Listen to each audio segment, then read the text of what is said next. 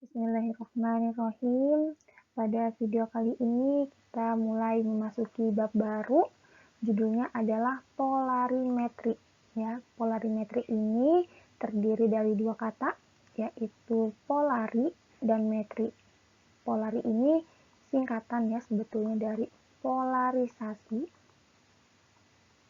Kemudian metri ini ialah metode pengukuran. Gitu.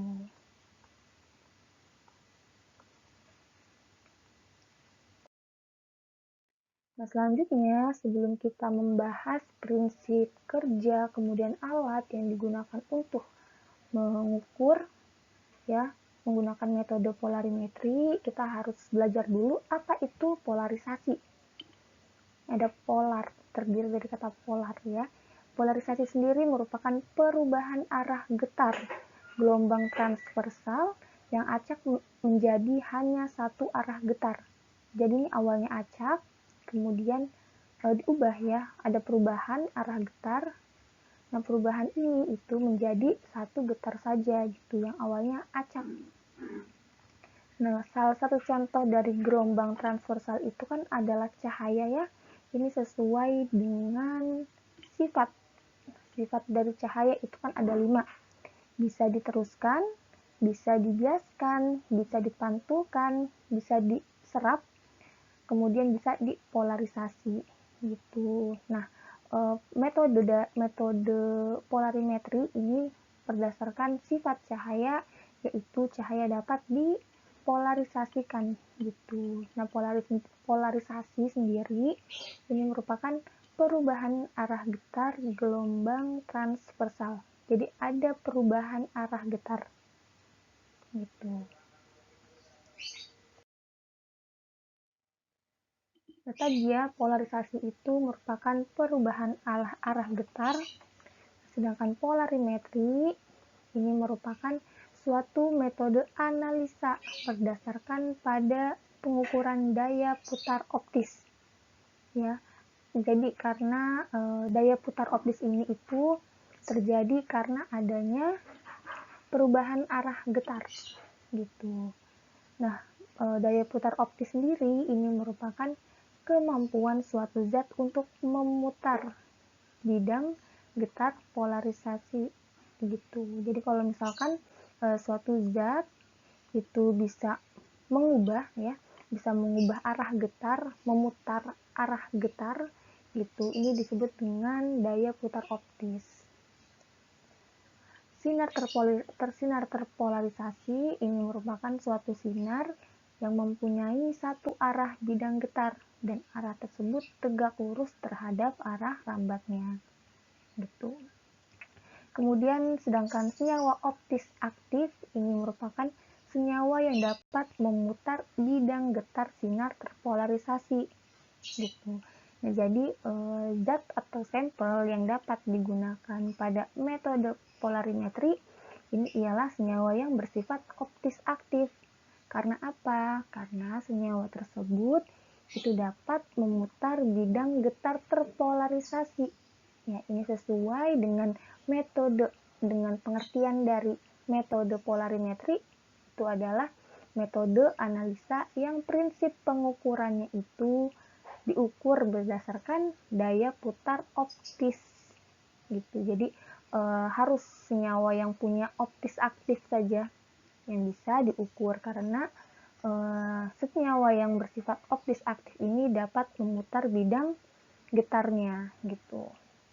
Nah, ini akan kita bahas ya lebih jauh apa itu zat-zat yang optis aktif dan kenapa bisa memutar bidang polarisasi. Selanjutnya, sebelum kita tahu ya bagaimana percobaan menggunakan metode polarimetri, ini kita belajar dulu, gitu, paham dulu apa itu enantiomer. Karena ini berkaitan dengan senyawa-senyawa yang dapat memiliki daya putar optis gitu. Enantiomer sendiri ini merupakan salah satu dari 2 stereoisomer. stereoisomer yang merupakan bayangan.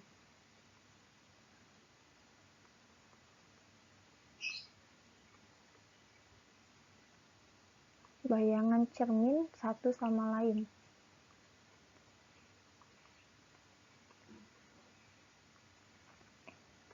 Jadi kan sebetulnya suatu senyawa, suatu atom gitu di alam bebas, di alam entah itu bentuknya dia larutan, gas ataupun padatan, ya, padatan atau gas, dia ini sebetulnya bentuknya adalah 3 dimensi gitu.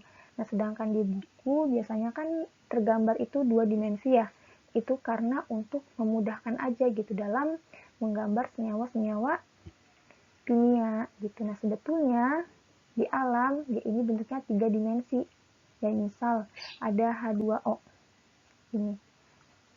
Ada H2O. Nah, sebetulnya di alam bentuk dari H2O ini 3 dimensi dengan atom O ini sebagai atom pusat. Nah, sedangkan H itu bentuknya ini agak ke bawah karena di sini punya 2 elektron bebas ya, 2 pasangan elektron bebas itu. Atau misalkan senyawa yang lebih kompleks gitu. Nah, di alam pada kenyataannya mereka itu bentuknya adalah 3 dimensi gitu. Nah, untuk membayangkan gitu apa itu enantiomer, tadi dia merupakan bayangan cermin satu sama lain. Nah, misalnya gini, sebelum masuk ke senyawanya, kita paham dulu ya. Jadi senyawa enantiomer ini adalah senyawanya sama nih, karena dia merupakan isomer. Isomer itu kan pengertiannya adalah rumus kimianya itu sama. Kimia sama, tetapi ini di bawah ya, isomer ini merupakan rumus kimia sama, tetapi struktur beda gitu. Nah, untuk membayangkan gitu apa maksud dari cermin dan maksud dari isomer nih contohnya. Ada 2 tangan ya, tangan kalian nih, tangan A, tangan B. Ini tangan yang kiri, ini tangan yang kanan. Nah, tangan kalian coba dilihat, tangan kiri dan kanannya itu kan merupakan bayangan ya antara kiri dan kanan. Nih, yang kanan itu merupakan bayangan yang kiri itu merupakan bayangan yang kanan. Nah, keduanya ini itu terlihat sama ya, posisinya sama. Yang pertama ini ada jempol, kemudian telunjuk, kemudian jari tengah, jari manis, dan jari kelingking gitu. Nah, tapi sebetulnya ketika digabungkan nih, ketika tangan kalian antara kiri dan kanan itu dihimpitkan, ini digabung ya, maka sebetulnya telapak tangan kalian itu berbeda. Hanya saja dia itu sama karena sama-sama punya komponen yang sama. Jadi ada jempol, telunjuk, tengah, manis, dan kelingking. Nah, komponennya itu sama, urutannya sama. Sama ya urutannya dari mulai jempol, telunjuk, tengah, kelingking, dan manis. Manis dan kelingking maksudnya. Nah, tapi ketika dihimpitkan mereka itu berbeda. Nah, ini yang disebut dengan enantiomer gitu. Nah, senyawa ini nih, senyawa bayangan nih, itu merupakan enantiomer. Karena meskipun sebetulnya sama, nih komponennya sama, tetapi ketika dihimpitkan mereka punya posisi yang berbeda. Nih, satu yang kiri jempolnya di sebelah kiri, yang kanan jempolnya di sebelah kanan, gitu. Jadi beda ya, tidak bisa dihimpitkan. Gitu. Jadi tidak sama ketika dihimpitkan. Nah, beda dengan Erlenmeyer ini yang di bawah. Kalau kita lihat Erlenmeyer ini ya, Erlenmeyer ini ketika dikacain ya, istilahnya, ini kan bayangannya itu yang sebelah kanan. Nah, dengan bayangannya ketika Erlenmeyer ini dihimpitkan nih, dia akan punya bentuk yang sama. Gitu. Nah, kalau misalkan bentuknya sama, ini merupakan akiral, senyawa akiral. Gitu, karena ketika dihimpitkan, ya mereka tetap sama, satu kesatuan, nggak ada yang berubah. kayak gitu. Nah, sedangkan tangan nih antara kiri dan kanan ketika dihimpitkan dia beda gitu. Nah, satu jempolnya di kiri, yang satu jempolnya di kanan gitu. Nah, kedua senyawa ini disebut dengan kiral gitu, kiral. Nah, sedangkan yang bawah nih Erlenmeyer ini merupakan akiral gitu. Nah, terus apa enantiomer, Bu? Nah, enantiomer ini merupakan ini nih wujud dari bayangan yang terbentuk gitu. Misal gini, oke, ini ada kamu nih, gue ini cermin, kamu lagi ngaca nih, terus muncul nih bayangan kamu di cerminnya, kayak gitu. Nah, bayangan yang terbentuk ini merupakan enantiomer gitu. Jadi kalau kalian ngaca ya bisa tuh bilang, hai enantiomer gitu. Nah, karena sebetulnya sama ya komponennya semua, tetapi ketika dihimpitkan ya mereka akan punya posisi yang berbeda gitu. Nah, perbedaan posisi inilah yang menjadi dasar pengukuran pada metode potensiometri. Oh maaf, bukan metode potensiometri, Ibu lupa. Ingat di pelajaran yang lain gitu. Ini merupakan dasar pengukuran dari metode polarimetri gitu. Nih, ini merupakan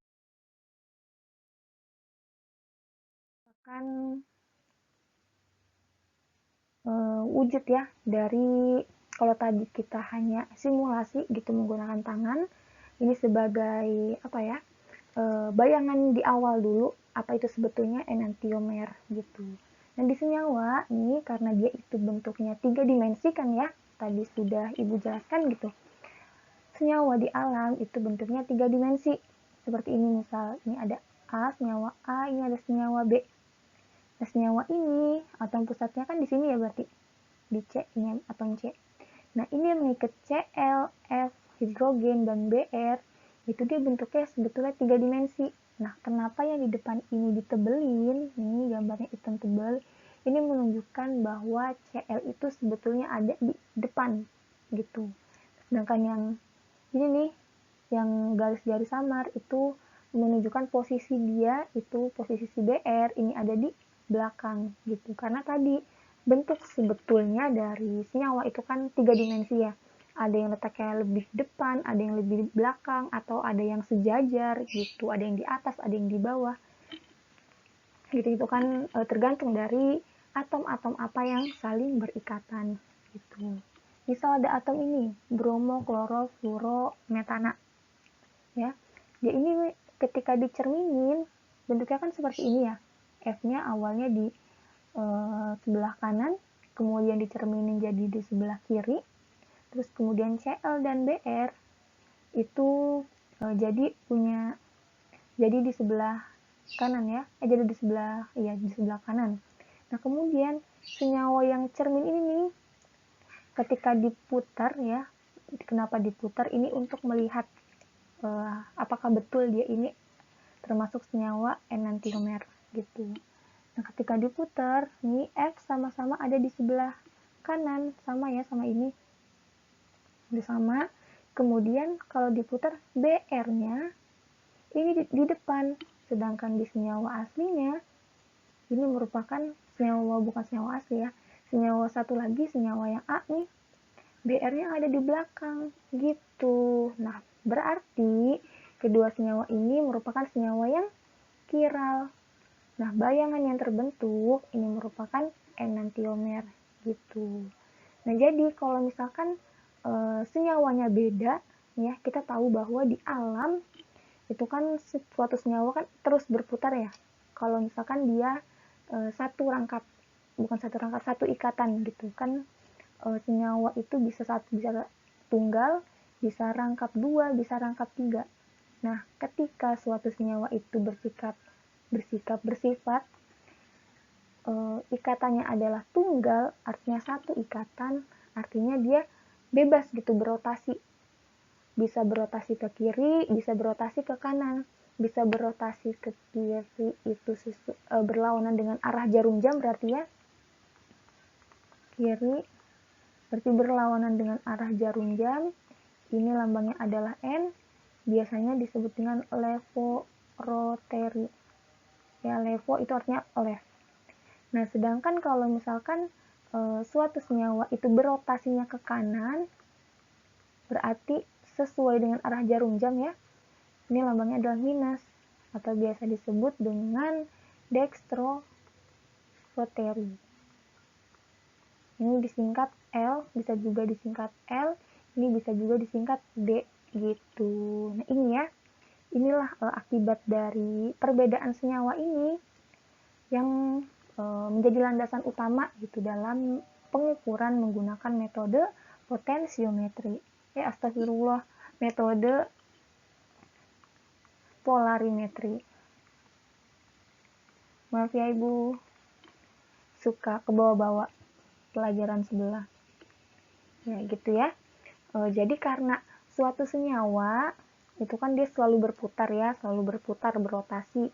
Nah, ketika senyawanya ini dia kiral ya, ingat ya, kiral dia punya senyawa yang berbeda sebetulnya, tetapi senyawa yang berbedanya ini merupakan mirrornya atau bayangan dari senyawa yang lainnya, itu disebut dengan kiral. Nah, ketika senyawa itu kiral, maka arah putar senyawa itu bisa berbeda. Yang satu itu ke kanan atau searah dengan jarum jam, maaf ya, ini plus harusnya, ini plus. Nah, ketika dia arah putarnya itu ke kiri atau berlawanan dengan arah jarum jam, itu lambangnya minus, disebut dengan levorotary gitu. Nah, senyawa kiral ini nih, antara senyawa A dengan senyawa B, itu punya sifat kimia yang sama. Tuh, ini sifat kimia sama dari titik didih, titik leleh, kemudian apalagi ya, massa jenis, kemudian massa, jumlah mol dan lain-lain itu sama. Gitu. Yang membedakan apa? Yang membedakan hanya tadi beda putarnya aja. Membedakan hanya daya putarnya aja. Membedakan hanya daya putarnya yang bisa kita hitung. Gitu. Yang satu ke kanan, yang satu ke kiri. Kemudian kenapa Bu kalau misalkan senyawa kimianya sama, ya udah, kenapa harus diukur lagi gitu? Nah, kenapa sih si kiral ini harus diukur gitu pada suatu senyawa ya? Karena kita tahu ya, misalnya ada glukosa. Glukosa itu kan dikonsumsi ya oleh kita, oleh manusia. Nah, ketika glukosa ini banyak gitu mengandung senyawa enantiomer, artinya berarti yang masuk ke tubuh kan ada dua jenis nih, ada dua jenis senyawa. Yang satu senyawa glukosa A dengan daya putar yang ke kiri, kemudian ada senyawa glukosa B, sama-sama glukosa nih, tapi daya putarnya ke kanan, ya. Nah, enzim di tubuh, enzim kepencet mulu, enzim ya, pencet lagi. Enzim di tubuh itu kan spesifik, ya. Artinya si enzim ini itu hanya mau menerima yang sesuai aja gitu dengan bentuk dari senyawa-senyawa yang akan dikatalisasi gitu. Nah, enzim ini kan jadi di tubuh itu kan untuk proses pencernaan, proses dan lain-lain itu kan dibutuhkan enzim. Nah, enzim itu sangat spesifik, hanya mau membantu, hanya mau mencerna yang dia posisinya itu sesuai. Misal gini, ada senyawa yang A ya, di senyawa yang ini bromofluorometan yang A, BR-nya itu ada di belakang. Nah, sedangkan yang B ketika diputar, yang BR-nya itu ada di depan. Nah, ini kan berarti posisinya kan beda ya. Nah, sedangkan enzim di tubuh itu sangat spesifik, artinya dia hanya mau menerima yang sesuai dengan kebutuhan aja. Nih, misal si enzim ini cuma bisa ngiket senyawa yang BR-nya itu ada di belakang aja nih, atau yang A ya. Nah, kemudian yang D-nya berarti kan nggak bisa dibantu gitu untuk proses pencernaan menggunakan enzim gitu. Nah, ketika si senyawa yang B ini nih tidak bisa diukur, ketika tidak bisa dibantu gitu pada proses pencernaannya, proses penyerapan sari-sarinya dan lain-lainnya oleh enzim, berarti kan senyawa ini bebas gitu berkeliaran di tubuh. Ya kan ya? Bebas berkeliaran di tubuh. Nah, ketika satu waktu dia akan mengendap gitu, maksudnya terhalang oleh, kan di tubuh itu kan luas ya, bentuknya macam-macam gitu. Nah, ketika si senyawa B ini nih nggak tahu mau kemana di B dan bahaya gitu. Nah, inilah yang akan menyebabkan kanker di tubuh gitu. Makanya kita perlu tahu nih jumlah senyawa cermin di sampel itu berapa, terutama oleh makanan atau minuman yang dikonsumsi oleh tubuh ya, apalagi obat-obatan gitu. Nah, makanya obat-obatan itu penting banget nih untuk di itu ya, untuk dilihat jumlah enantiomernya berapa.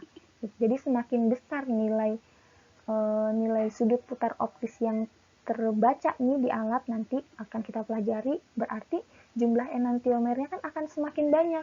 Ya, jumlah enantiomer semakin banyak berarti senyawa yang bersifat chiral juga semakin banyak kan ya. Nah, berarti nanti enzimnya ini semakin sedikit menerima yang bisa diterima aja. Jadi yang nggak bisa diterima itu bisa berlarian aja gitu dalam tubuh gitu. Makanya pengukuran polarimeter, menggunakan polarimetri ini itu sangat penting gitu. Kemudian ini ada video ya, jadi alam itu nih tadi ya, ini merupakan bentuk 3 dimensi dari senyawa. Ini hanya permisalan aja. Ini ada atom pusatnya, senternya yang warna hitam. Kemudian ini merupakan mirrornya ya, atau bayangannya. Misalkan ini yang A, ini yang B gitu. Nah, yang B ini misalnya nih, misal lagi senyawa yang lain, nah diputar. Nah, ketika yang merah ini sudah sama-sama di sebelah kanan ya, nah ini kan posisinya beda. Yang A ini ada di bawah nih, arahnya ke bawah. Nah, sedangkan yang B ini arahnya ke atas gitu. Nah, yang ungu yang tadinya dia di atas, yang B dia ke bawah gitu. Sama halnya dengan biru, yang awalnya di bawah jadi di atas. Nah, ini yang disebut dengan senyawa chiral. Bayangannya ini merupakan enantiomer gitu. Ini jadi sudah mulai terbayangkan ya.